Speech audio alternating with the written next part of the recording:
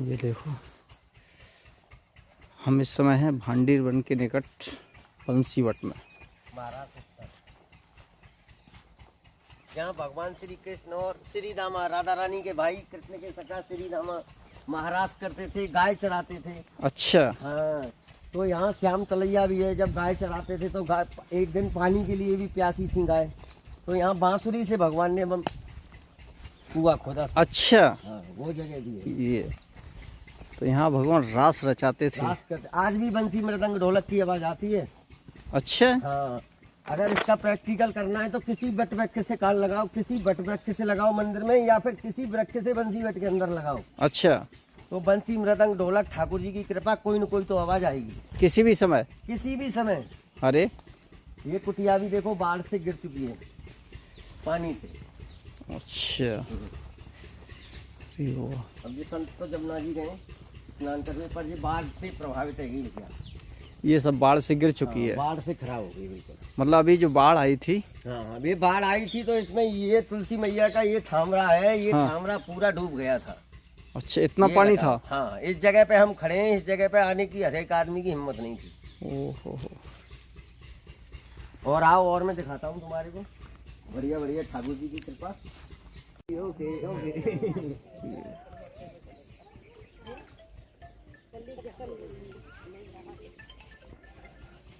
Hello.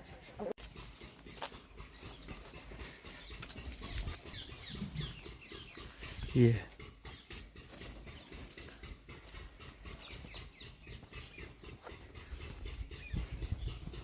देखो, एक कई सारे मोर और बहुत बहुत मोर हैं यहाँ तो। हाँ जी, मोरों की खान है। भगवान श्री कृष्ण ने यहाँ बंसी बजाई थी, महाराज किया था, तो यहाँ पे मोर भी हैं, सब हैं, गोपी हैं, ग्वाला हैं, पास में ही भांगी। महाराज जी, अपना शुभ नाम? गुरु महाराज का दिया हुआ छोटा सा नाम है जी। मैं श्री या कुछ आगे पीछे नहीं, सीधा सीधा लिखता हूँ जहाँ भी मुझे शाइन करने होते हैं जी। धर्मानंद जी, धर्मानंद ब्रह्मचारी जी नाम से जय हो। गुरु महाराज का दिया हुआ नाम है। हमारा सौभाग्य है महाराज जी। बोलो राधा रानी सरकार की जय।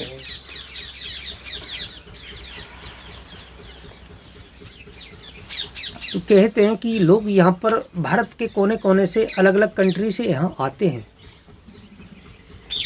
बहुत लोग कहते हैं कि भाई गुप्त वृंदावन आखिर है कहाँ, हमने तो आज तक देखा ही नहीं। आज आपके मुख से सुना है कि गुप्त वृंदावन भी कहीं है, खाली वृंदावन को देखा है। वो वृंदावन भी उस ब्रज में है, और वो वृंदावन भी उस ब्रज में है, और गुप्त वृंदावन भी उस ब्रज में है। हमारे शास्त्रों में वर्णन आता है, गर्ग संहिता के अंतर्गत ब्रह्मवैवर्तिक पुराण में भी आता है, उल्लेख मिलता है कि द्वापर युग में भगवान श्री कृष्ण यहाँ पर, अभी जो आप प्रसंग सुन रहे हैं, सत्संग सुन रहे हैं, ये बंसीवट है। यहाँ द्वापर युग में भगवान श्री कृष्ण बंसी बजाया करते थे ग्वाल वालों के साथ रहकर, और जैसे ही बंसी की ध्वनि निकालते थे, सभी गायों के कानों में पहुंचती या ग्वाल वालों के कानों में पहुंची, सब इकट्ठा हो जाते थे। आपने अभी दर्शन किया होगा, सामने बंसीवट का वृक्ष है, नेचुरल जगह है, शैम जगह है, जो द्वापर युग की जगह है वो यही जगह है। अगर बंसीवट ब्रज में, ब्रज क्षेत्र के अंदर कहीं है नेचुरल, तो यही है। आज भी यहाँ संतों को अनुभव होते हैं। हम आपको लोग बात चलती है तो बताते हैं, वरना कहते हैं, हमारे गुरुजन बताते हैं कि बेटा सात्विक जो अनुभव आए, ईश्वर की ओर से इशारा आए, वो कभी भी समाज में उसको बताना नहीं।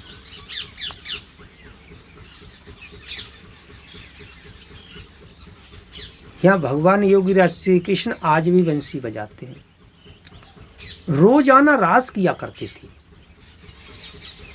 ये वही बंसीवट है, पर साल में एक बार शरद पूर्णिमा की रात्रि को यहाँ से मंडली तैयार होकर जाती थी वृंदावन।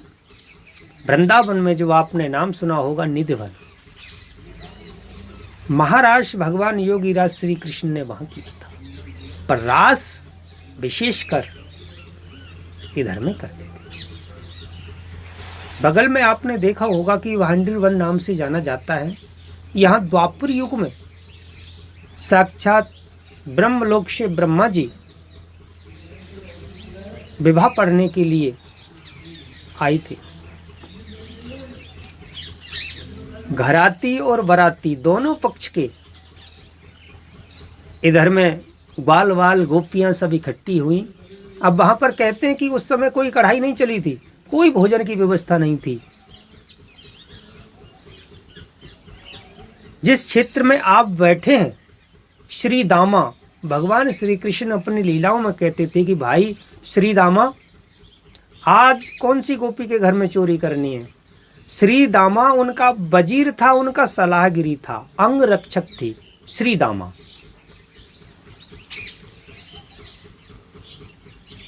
तो कहते थे कि भाई आज उस गोपी के घर में माखन खाना है, और भूमिका भी श्री दामा ही बना के देते थे। वहां गोपों के अंदर कभी अपने ईश्वर तत्व को प्रकट नहीं किया उन्होंने, नहीं, अपने सखा अपने साथियों के सबकी रोटी को बटोरा करते थे कि लारे आज तेरी मैया ने कहा रखो, तेरी मैया ने कहा रखो।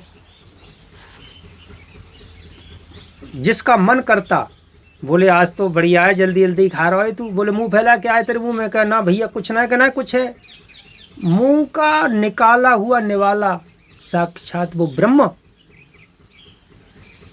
पान कर रहा है।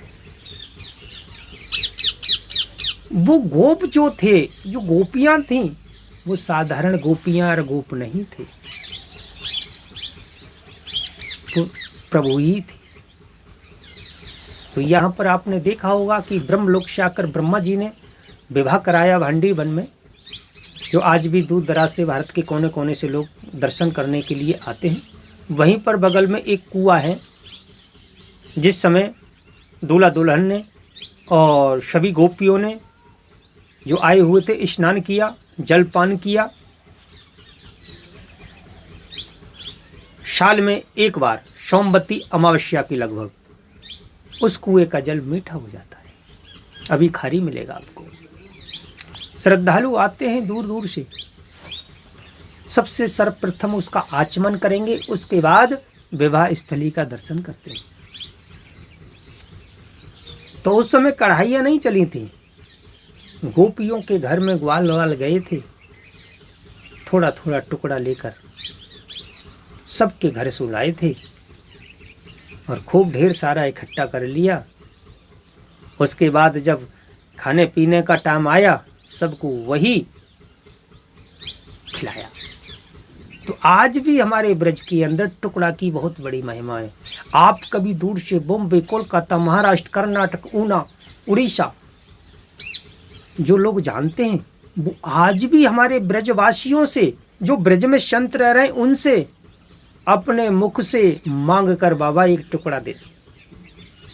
मधुकरी बोलते हैं ब्रज में हमारे संतजन, बाबा एक टुकड़ा दे दे या मैया एक टुकड़ा दे दे। लोग मैंने देखा है कि घरों में से बड़े बड़े सेठ लोग घरों में से गोपियों से आज भी टुकड़ा मांगते हैं, मैया एक टुकड़ा दे दे,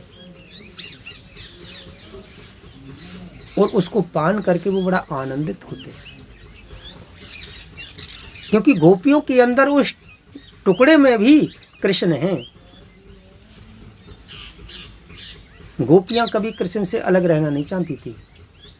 द्वापर युग में चाहती थी कृष्ण को, पर कृष्ण की गोपियों ने कभी पूजा नहीं किया।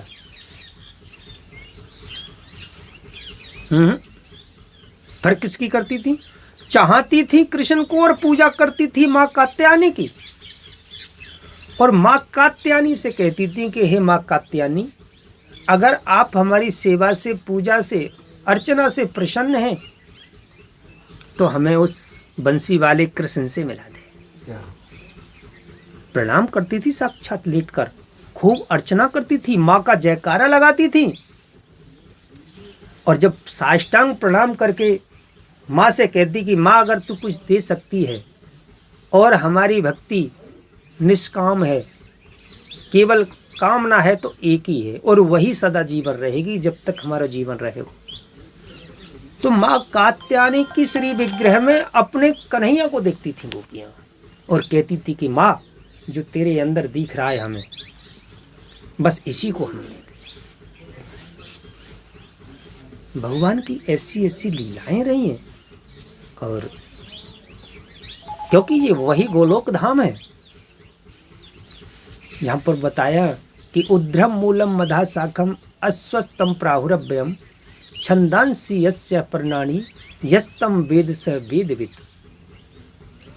भगवान श्री कृष्ण कहते हैं कि मेरा गोलोक धाम ब्रज है। जितने भी ब्रजवासी हैं बड़े पुण्यात्मा हैं। द्वापर युग में जितने भी ब्रजवासी यहाँ रहे ये सब देवलोक से आए हुए थे, साधारण नहीं थे। क्योंकि ये त्रेता युग की कहानी है। जिस समय भगवान श्री राम का स्वयंवर हो रहा था, जो शत्रु भाव से भगवान श्री राम को देखा उनको शत्रु भाव से दर्शन दिया। और जिन राजकुमारियों ने, जिन गोपियों ने भगवान से आलिंगन करना चाहा, वो बार बार देख रही थी कि ये दोनों भाई नीचे को नज़र गड़ाए पड़े हैं, ये देख इनका एक बार चेहरा देखने को मिल जाए। तो माँ जगदम्बा सीता के पास में राजकुमारियां गई और कहने लगी कि राजकुमारी जी हमें इनका मुख कैसे देखने को मिले, ये तो देख ही नहीं रहे। तो उन्होंने उपाय बताया कि डाली फूलों की भर के ले जाओ और अचानक इनके ऊपर जब छोड़ोगे, पुष्प वर्षा करोगे, इनका मुख स्वतः ऊपर को हो जाएगा और आप दर्शन कर लो। वैसा ही उन्होंने उपाय जब किया, जितने भी नर नारी थे उस नगर के अंदर सब के सब मोहित हो गए। भगवान ने सबकी भावनाओं को स्वीकार किया। जाकी रही भावना जैसी, प्रभु मूरत तिन देखी तैसी। भावनाओं के आधार पर उस ईश्वर ने अनेक रूप अपने प्रकट करके हर भक्त के, हर गोपी के पास जाकर कहा कि इस समय में मर्यादा में बंधा हुआ पुरुषोत्तम राम से जाना जाऊंगा। एक स्त्री की सिवा हम दूसरी स्त्री को नहीं रख सकते, पर हम आपको वचन देते हैं सभी की भावनाएं द्वापर युग में 16 कलाओं के साथ हम अवतरित होंगे और सबकी भावनाएं पूर्ण करेंगे।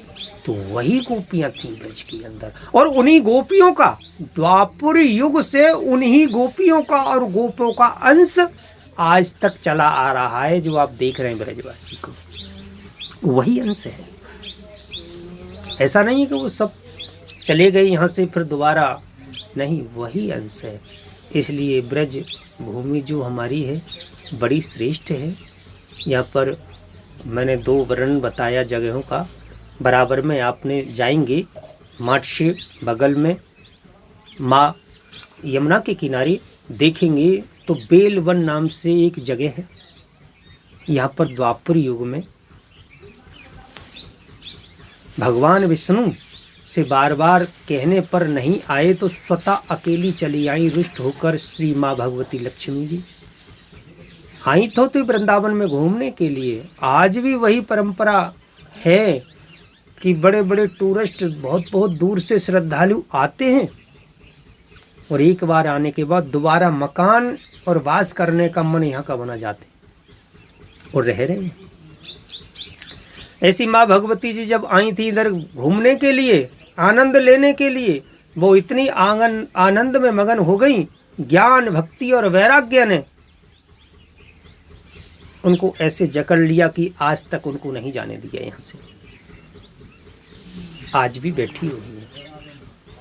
बगल में आप देखेंगे, थोड़ा बढ़ के जाएंगे, ये गुप्त वृंदावन के 4-5 स्थान है। राधा रानी मानसरोवर, वहां पर श्री राधा जी किसी कारणवश रुष्ट होकर एकांत जंगल में, अभी जंगल नहीं है, पहले बहुत जंगल था, एकांत जंगल में जाकर बैठ गई और रोने लगी। उनकी आंसुओं से वह तालाब भर गया पूरा। आज लोग भक्त श्रद्धालु आते हैं, वहाँ पर आचमन करते हैं और अपनी श्रद्धा अनुसार उनकी सबकी मनोकामनाएं पूर्ण हुआ करती है। तो यही कथा ब्रज की है। कहते हैं कि ब्रज में रहोगे तो राधे राधे कहोगे। बोल राधा रानी सरकार की जय। महाराज जी, ये कुटिया का नाम जय नर्मदा मैया जी। जी ये अभी आप मिले होंगे जी महाराज जी से, जी जी तो महाराज जी कई वर्ष पहले नर्मदा जी परिक्रमा लगाने के लिए गए थे। अच्छा अच्छा। तो नर्मदा की परिक्रमा पूर्ण होने के बाद में उन्होंने फिर भंडारा किया। जी ये सामने देख रहे हैं माँ नर्मदा का अच्छा। श्री हाँ, विग्रह है, चित्रपट है। जी जी ये उड़िया बाबा जी महाराज जी उड़ीसा से हैं। जी जी। इनका आज दावानल कुंड पे हाँ ब्रज के अंदर सबसे पहले सन्यासी है। एक ये हरि बाबा और उड़िया बाबा जी महाराज। अच्छा। ब्रज में जिस समय इन्होंने प्रवेश किया, जी क्योंकि हमारा जो ब्रज क्षेत्र है ना पूरा, जी ये सब वैष्णव वैश्वानर भूतवाह यानी वैष्णवों का क्षेत्र है, जी। सफेद वस्त्र धारण करने वालों। तो सन्यासी उस वक्त यही दो थे, हरि बाबा जी महाराज जी और उड़िया बाबा जी महाराज। उड़िया बाबा जी महाराज ज्ञान में बहुत आगे थे। जी आज ही आप वृंदावन में जब प्रवेश करेंगे तो मोती झील में देखेंगे कि एक अखंडानंद नाम से बहुत विशाल आश्रम है। जी वो उनके शिष्य रहे उड़िया बाबा जी महाराज के। बहुत बड़े विद्वान थे और अखंडानंद जी महाराज भी बहुत बड़े विद्वान बने। और इनको माँ अन्नपूर्णा सिद्ध थी। अच्छा जी। जी, माँ अन्नपूर्णा सिद्ध थी। और माँ शेरावाली को तो भक्तों ने अपने भाव के अनुसार जब स्वामी जी को देखा तो जब भी ये समाधि में बैठते थे शेर आके खड़ा हो जाता था। ये बनावटी चीज नहीं है, हमारे बुजुर्गों की देखी हुई चीज है। इधर आप दर्शन करेंगे, पूज्य श्री हरि बाबा जी महाराज के ये चश्मा लग रहा जी। है ब्लैक कलर का। जी पहले अपने उत्तर प्रदेश में बदायूं जिला पड़ता था, जी आज संभल जिला हो गया है। जहाँ पर आने वाले टाइम में हमारे पुराणों में जो उल्लेख्य है कि संभल जिला के अंदर संभल में कलिक भगवान का अवतार होगा, जी वही संभल है। संभल 20 किलोमीटर दूर है महाराज जी के श्री धाम से। अच्छा है। जी। तो सन 1921 में इन्होंने बांध बनाया 19 मील लंबा, गंगा जी की बीच धार। 1921 में 21 में अंग्रेज शासन था उस समय। तो उन्होंने सन 1921 में जब बांध को बनाया था इसको, जी हरे रामा हरे कृष्णा का महामंत्र के जाप से हर मिट्टी का पल्ला पड़ा हुआ है बांध पर। आज आप देखेंगे जी तो बांध की महिमा, हरि बाबा बांध धाम आश्रम, जब ऐसा आप गूगल पर सर्च करेंगे तो पूरा बायोडाटा उसके अंदर निकल आएगा। जब मिट्टी पड़ रही थी, ये हमने स्वयं अपने बुजुर्गों से सुना है, जी मिट्टी पड़ रही थी, दोपहरी पड़ रही थी, तो उस वक्त क्या देखते कि लोगों को प्यास लगी। कहने लगे, उस समय के लोग इतने विद्वान नहीं थे, वो कहते थे कि सरकार महाराज जी अगर हमारा आदेश हो तो हम पानी पियाएं। उनको ये नहीं मालूम कि उनकी आज्ञा ले लें, कि हमारी आज्ञा हो तो पानी पियाएं। महाराज जी बहुत हंसते थे। अच्छा। बोले कितने भोले हैं, कैसे ग्वाल वाल हैं देखो। तो उन्होंने कहा भाई कमंडल में मेरे में थोड़ा सा पानी है, ज़्यादा प्यास लग रही है तो थोड़ा थोड़ा पानी पी लो। महाराज जी के कमंडल से पानी पूरी पब्लिक ने पी लिया, पानी खत्म नहीं हुआ, सबकी प्यास को बुझा दिया। और जहाँ लोग पानी पी रहे थे ऐसे करके, जो पानी छूटता है थोड़ा गिरता है, वहाँ कीचड़ हो गई। महाराज जी ने एक बांध हरी बांध को बनाया, मिट्टी का बांध डलवाया, काफी ऊंचा, 2 सवारी निकल जाए इतना ऊंचा था। 350 गांव लगा हुआ है आज भी। तो गंगा माँ भगवती गंगा ने उसको काट दिया एक बार। कहीं घूमने चले गए थे। महाराज जी गंदोवाल के रहने वाले थे, पंजाब प्रांत से। जी। जब घूमने चले गए, देखा तो बांध कटा हुआ पड़ा था। माँ पे आके रुष्ट हुए, बोले माँ आपने बहुत गलत कार्य किया। हर पल्ला मिट्टी का जो छबड़ा पड़ा है इसमें राम नाम का पड़ा हुआ है, बगैर राम नाम का एक भी पल्ला नहीं है, छबड़ा नहीं है। पर आपने राम नाम को आधा आधा कर दिया काट के। मेरे प्रभु को ही आपने, ये बहुत आपसे बड़ी चूक हुई है। माता के कहने पर माता ने प्रार्थना की। साक्षात गंगा माता भगवती प्रकट हुई थी और प्रकट होने के उपरांत उन्होंने कहा कि माँ अब तेरा बेटा जैसे कहेगा तुम्हें वहां रहना पड़ेगा, मेरे कमंडल में आओ। गंगा जल जैसे ही उठारा, सारा का सारा जल सूख गया और कमंडल में गंगा जी को, यहाँ बताते हैं कि बुलंदशहर जिले में पड़ता है गंगा तट पर। वहाँ आप देखेंगे कि द्वापर युग में भगवान श्री कृष्ण जो माता रुक्मणी का हरण करके ले गए थे, वही जगह बराबर में बुलंदशहर जिले में पड़ती है, उत्तर प्रदेश में। उसके नीचे जाके छोड़ा, बोले माँ तेरा स्थान ये है, साल में एक बार मुझे तेरे दर्शन चाहिए और मेरे बांध को काटोगी नहीं, ये वचन दो मुझे। माँ ने साक्षात होकर प्रकट होकर दर्शन दिया। आज भी हम देखते हैं कि बिल्कुल बारू का बांध है पड़ा हुआ, डेढ़ फुट जल नीचे रह जाता है उस बांध से। बांध टूटता नहीं, कभी बांध बालू का कटा नहीं, कभी ऐसा उल्लेख नहीं हुआ। 46 की हमारी आयु हो गई, अपने जीवन काल में नहीं देखा और पहले भी हमारे बुजुर्गों ने नहीं बताया। तो ये परम पूज्य हरि बाबा जी महाराज हैं जी। और ये उड़िया बाबा जी महाराज हैं जी। और ये महामंडलेश्वर हैं परम पूज्य वासुदेवानंद सरस्वती जी, जो आप देख रहे हैं। जी, जी। तो उस समय महाराज श्री ने जो भंडारा किया था तब इनका ये लगवाया था। अच्छा अच्छा। हाँ जी जी। ये कुटिया नंबर 18, कुठिया नंबर 18 लाल बाबा नाम से। अच्छा, लाल बाबा के नाम से कुटिया है। जी जी। मैया का भंडारा यहाँ हुआ था। मैया का भंडारा यहाँ हुआ है। जब लोग परिक्रमा लगा करके ये लोग आए थे सभी संत, फिर कुटिया का निर्माण किया, फिर यहाँ भंडारा किया, उसके बाद तब से ही यहाँ वास किया। और आप जिस कुटिया के अंदर बैठे हुए हैं तख्तराज,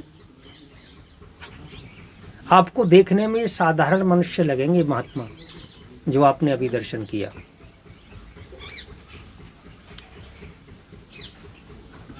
ये बहुत बड़े महापुरुष हैं।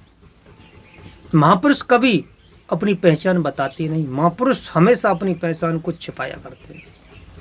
पागलों की भांति रहते हैं, आपको गालियां देंगे जो कि लोग हमसे भगें, हमें बुरा भला कहें, हमसे कम चुपटे लोग।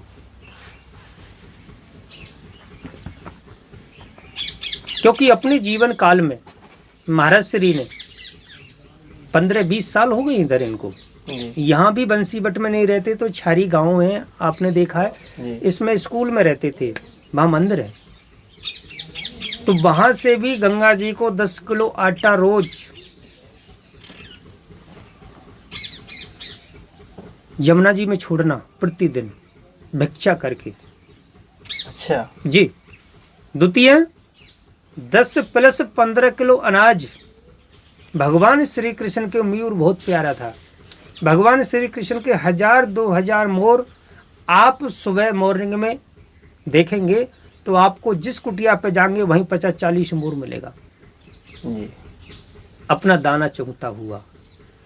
सर्वप्रथम दाने की जो परंपरा अगर कहीं से प्रारंभ हुई तो लाल बाबा की कुटिया से, 18 नंबर कुटिया से दाने की डालने की परंपरा हुई प्रारंभ।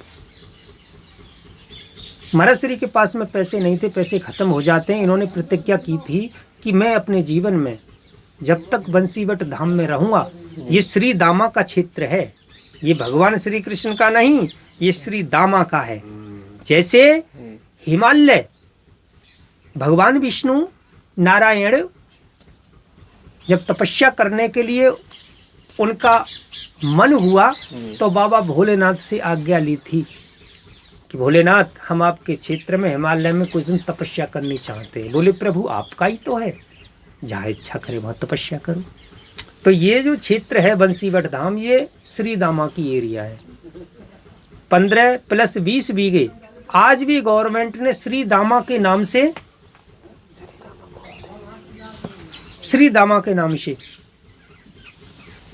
ये श्री दामा वही बाल सखा भगवान के? जी जी, भगवान श्री कृष्ण के बाल सखा, बिल्कुल अंगरक्षक।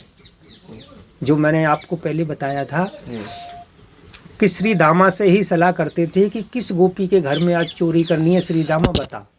और भूमिका जो बनाते थे वो ही श्री दामा बना करके देते थे। तो ये श्री दामा भैया का क्षेत्र है।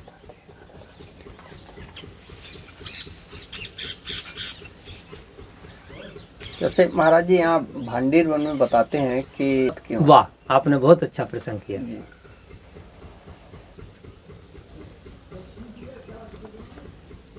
मैंने आपको पहले भी दोहराया, दोबारा दोहराता हूँ जी। कि जाकी रही भावना जैसी, प्रभु मूरत तिन देखी तैसी। लोग अपनी अपनी भावनाओं के अनुसार द्वापर युग के उन ईश्वर को निहारते हैं। कोई कहता है कि भगवान श्री कृष्ण और राधा जी मामी की थी, कोई कहता है कि दोनों मित्र मित्र थे, दोनों एक प्रेम का मान लो एक प्रेमी जी। ऐसे थे। जी। इनका विवाह हुआ ही नहीं। हाँ, ये पर देखिए भगवान, जो हमारे शास्त्र हैं, जिन शास्त्रों ने, आज हमारे शास्त्र नहीं होते तो हमें अपने धर्म के बारे में इतना ज्ञान नहीं होता। और जो शास्त्र रचे हैं, जो लिखे हैं, आप अभी इस समय 18 नंबर कुटिया बंसीवट धाम में बैठे हुए हैं और आप जो प्रसंग कर रहे हैं और उनका जो उत्तर सुन रहे हैं, अगर आप मेरे पास नहीं आते तो शायद है कि आप जो सारा ऑप्शन नहीं सुन पाते। जी। अब इस चीज को आप अगर लिख कर रख जाए और आपकी संतान आगे देखे, आपकी संतान अपनी आयु में जो घटा बढ़ा है, जी। उतार चढ़ाव जो आया है, उसको लिख के रख जाए, तो क्या उसको आप गलत बता देंगे? नहीं। हमारे ऋषि मुनियों ने, जैसे देखिए मैं आपको कोई प्रमाण देता हूं, ऐसा मिलता है कि वाल्मीकि जी ने भगवान राम की लीला प्रारंभ होने से पहले वाल्मीकि रामायण को रच दिया। जी। अरे ऐसा तो हो नहीं सकता, ऐसे कैसे रच देंगे वो? प्रमाण मिलता है कि लव और कुश को, जो कि खाली लव था भगवान श्री राम के तो जी। जो पुत्र थे, कुश नहीं थे। कुश तो ये तो बहुत लंबी कथा हो जाएगी अगर मैं आपको बताता हूँ तो। शॉर्ट में बता। हाँ, कुश तो ऋषि की कृपा से हुए। वाल्मीकि जी की कृपा से हुए थे। एक कुशा नाम की घास को जल्दी जल्दी बिंडा किया। जब माता सीता को देखा, और दिन माता सीता बच्चे के लिए, जिस समय माता सीता को वनवास हुआ था उस समय माता सीता गर्भवती थी। जी। अंश था सूर्य वंश का। वन में वनवास हो गया, एक धोबी के कहने पर, एक जनता के कहने पर। एक राजा को चाहिए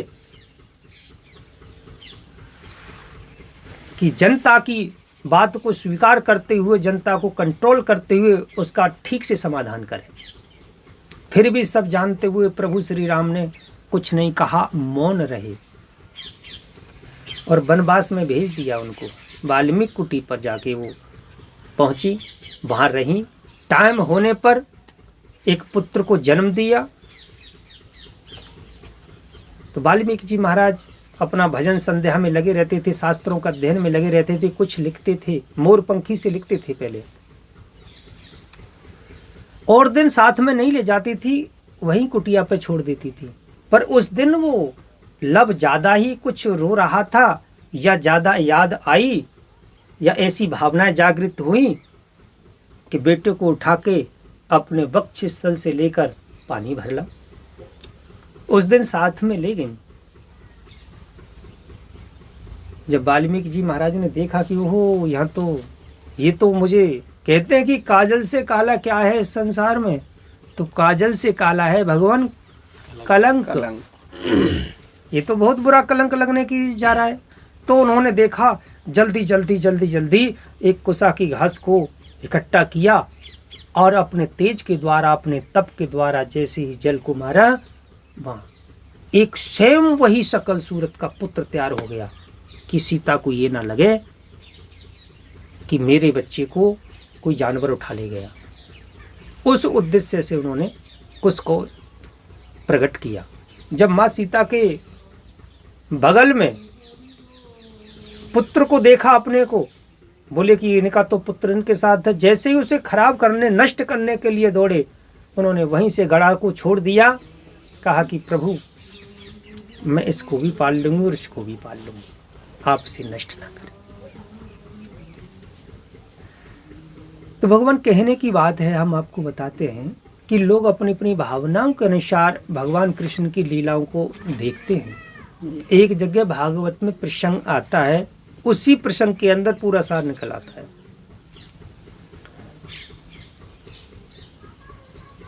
हमारे शास्त्र ऐसा बताते हैं कि जब भगवान कृष्ण का जन्म, मान लो, वैसे जन्म तो ईश्वर का कभी होता नहीं, क्योंकि भगवान गीता में कह चुके हैं कि जन्म कर्म च मे दिव्य मेवम यो वेति तत्वतः त्यक्त्वा देहम पुनर्जन्म नेत्य मामेत्य सो अर्जुन।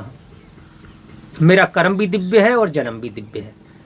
मैं प्रकट होता हूँ, जन्मता नहीं और नहीं मरता हूँ, मैं इससे परे हूँ। तो एक बार की बात है कि मामा कंस ने, उनका दुश्मन बना हुआ बैठा था, मामा कंस को अगर काला काला जीरा भी सब्जी में दिखाई दे जाता था तो थाली को फेंट देता। बोले वही काला काला ये बांसुरी वाला मेरा दुश्मन है, इसको दूर फेंटो। अगर दुश्मनी भी करनी हो ईश्वर से तो कंस से सीखना चाहिए। तो भगवान अक्रूर जी को जब वृंदावन के लिए भेजा, बोले जाओ हमारे भांजे को लेकर के आओ, दोनों को बैठा के लाना। जब बलराम जी को और कृष्ण जी को अक्रूर जी लेने आए तो ललिता, विशाखा, जितनी भी गोपियां थी, सब गोपियों ने भगवान श्री कृष्ण के रथ को रोक लिया। अक्रूर जी महाराज चला रहे थे, बोले अक्रूर जी कहाँ हमारे कृष्ण को ले जा रहे हैं आप, कहाँ हमारे प्यारे को, प्राणनाथ को ले जा रहे हैं, हम नहीं जाने देंगे, आप नहीं ले जा सकते। उन्होंने बहुत समझाया, अक्रूर जी महाराज ने बहुत समझाया, नहीं मानी वो। फिर भगवान कृष्ण ने कहा कि गोपियों आज गया, कल रुकूंगा, परसों आ जाऊंगा, आप चिंता ना करो, मुझे जाने दो। जब उन्होंने देखी कि हमारी व्यवस्था है, हम असमर्थ हैं रोकने में, हम इसको किसी प्रकार से नहीं रोक सकती, तो एक सखी ने जाकर राधा जी से कह दिया कि कृष्ण गए, निकल गए, हाथ से रोकना है तो रोक लो। बोले कहाँ? बोले मामा कंस ने बुलावा भेजा है मल युद्ध देखने के लिए, और वो मार देगा, दुष्ट छोड़ेगा नहीं। हमारे कृष्ण कन्हैया तो छोटे छोटे हैं और वो तो बहुत पहलवान लोग हैं, मार देंगे। राधा को जैसे ही मालूम हुआ, पहाड़ों से कूदती फांदती हुई रथ के सामने आकर लेट गई, कहने लगी कृष्ण कहाँ जा रहे हैं आप? बोली राधा आप? कहाँ? बोले मुझे मामा ने न्योता भेजा है मल युद्ध देखने के लिए, हम आज जा रहे हैं, कल मल युद्ध देखेंगे, परसों वापस आ जाएंगे। कि नहीं, वो दुष्ट आपको मार देगा। क्योंकि राधा को माया ने ढक रखा था, भगवान की माया ने ढक रखा था। भगवान श्री कृष्ण ने बहुत प्रयास किया जाने का, राधा रथ के सामने लेट गई, बोले हमारे ऊपर से रथ निकाल कर ले जाओ और आप चले जाओ। बोले राधा ऐसा नहीं हो सकता। फिर राधा जी खड़ी और कहा कि कृष्ण अगर इस राधा को ऐसा मालूम होता कि तुम इतने बड़े निर्मोही हो तो ये राधा आपसे कभी प्यार नहीं करती। भगवान श्री कृष्ण ने जैसे ही इन शब्दों का सुना अपने कानों से, भगवान श्री कृष्ण तुरंत उतरकर रथ से और राधा के कंधा पे हाथ रख के बोले, राधा आपने ठीक ही कहा, मैं निर्मोही हूं। जो मैं हूं वो आप हैं और जो आप हैं वो मैं हूं, क्योंकि मेरी माया ने आपको ढक रखा है। हम एक ही हैं, अनेक नहीं है। एक लीला करने के लिए मैंने ये दो स्वरूप धारण किया, क्योंकि हर अवतार में अनन्यास चिंतन्तु माम ये जनः पर्युपास्ते तेषां नित्य अभियुक्तानां योग्यक्षेमं वहाम्यहम्। हर अवतार में जब मेरे भक्त नाना प्रकार से भक्ति करके मुझे पुकारते हैं, तो हर अवतार में मैं इस मृत्यु लोक में आता हूँ और मुझे एक स्वरूप से काम नहीं चलता। मुझे जैसे किसी देश के राजा को या किसी देश के प्रधानमंत्री को, एक ही प्रधानमंत्री अपने देश को संचालित करने में असमर्थ रहता है, उसके नीचे बहुत लोग होते हैं, गांव तक पहुंचती है। वैसे ही मेरी जो लीलाएं हैं, मैं अपनी हर युग की लीलाओं में मुझे कई स्वरूप धारण करना पड़ता है, एक भूमिका बनानी पड़ती है। राधा, जो आप हैं वो हम हैं और जो हम हैं वो आप हैं, दोनों एक ही हैं। अब बताओ, दूसरा कोई है ही नहीं, तो प्यार और प्रेम में किससे करूं? तो गर्ग संहिता के अंदर, ब्रह्म वैवर्तिक पुराण के अंदर जो प्रसंग आया है, जो लिखित है, शास्त्र हमारे श्रीमाते हैं, पूजनीय हैं, हमारे महापुरुषों ने उनको देखा है, सुना है, तब उन्होंने उसको लिखा है। शास्त्र हमारे कभी झूठे नहीं हो सकते, पर तो शास्त्र हमारे जो बताते हैं, बहुत बातें बताते हैं। शास्त्र हमारे बहुत बातें बताते हैं, फिर तो शास्त्रों की आधी बात झूठ है। अभी कोरोना काल आया था, एक चौपाई लोगों ने ढूंढा, जब से किसी को याद नहीं, जब कोरोना काल आया तो वो पहले से ही उसमें ऐड थी, रामायण के अंदर चौपाई। लोगों ने काफी यूट्यूब पे इत्यादि जगह पर फेमस किया था। शास्त्र हमारे झूठे नहीं है,